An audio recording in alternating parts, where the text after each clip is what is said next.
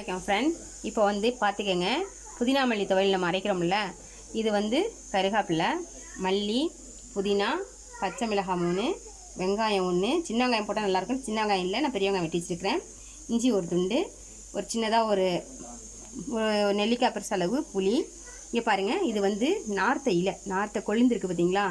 அந்த நார்த்தை இலை வந்து பாருங்கள், நல்லா பாருங்கள், நல்லா இலை தெரியுது அவங்களுக்கு, நல்லா பார்த்துக்கங்க.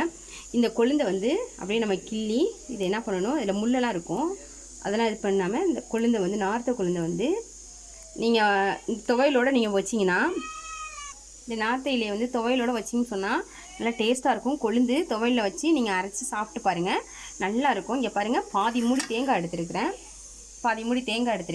இந்த தேங்காய் இதெல்லாம் ஒன்றா சேர்த்து நம்ம அரைக்கணும். இங்கே வாங்க பாருங்கள் ஃப்ரெண்ட், எப்படி அரைக்கிறேங்கிறத நான் உங்களுக்கு காட்டுறேன். அது நார்த்தையில் சேர்த்து அரைச்சி சாப்பிட்டிங்கன்னா செமையாக இருக்கும், டேஸ்ட்டாக இருக்கும், வாசனையாகவும் கூட உங்களுக்கு இருக்கும்.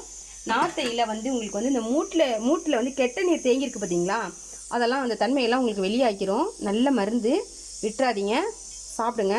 நார்த்தையில் போட்டுட்டேன், கருகாப்பிலை போட்டுட்டேன், மல்லி போட்டுட்டேன், 3 பச்சை மிளகாய் காரத்துக்காக போட்டிருக்கேன். ஏன்னா மிளகாய் வந்து காரம் கிடையாது, அதனால் காரத்துக்காக போட்டிருக்கேன். இங்கே பாருங்கள், புதினா போடுறேன், பார்த்துக்கங்க. சின்ன வெங்காயம் போட்டிங்கன்னா இன்னும் நல்லா டேஸ்ட்டாக இருக்கும் உங்களுக்கு.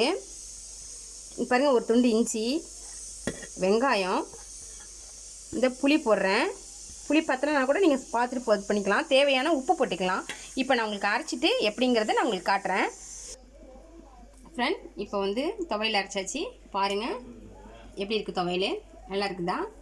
பார்த்துக்கங்க ஃப்ரெண்ட். இதே மாதிரி நீங்கள் வந்து நார்த்தை கொழுந்து இதோட சேர்த்து நீங்கள் அரைச்சி சாப்பிட்டிங்கன்னா ரொம்ப நல்லது ஃப்ரெண்ட், ரொம்ப டேஸ்ட்டாக இருக்குது ஃப்ரெண்ட். எப்படி இருக்குன்னு பாருங்கள், நான் சொல்லக்கூடாது, நீங்கள் தான் சொல்லணும். நீங்கள் இது மாதிரி செஞ்சு பாருங்கள், எப்படி இருக்குன்னு எங்களுக்கு வந்து கமெண்ட் பண்ணுங்கள், சப்ஸ்கிரைபர் பண்ணுங்கள், பெல் பட்டனை கிளிக் பண்ணுங்கள் ஃப்ரெண்ட். ஓகே ஃப்ரெண்ட், அஸ்ஸலாமு அலைக்கும் ஃப்ரெண்ட்.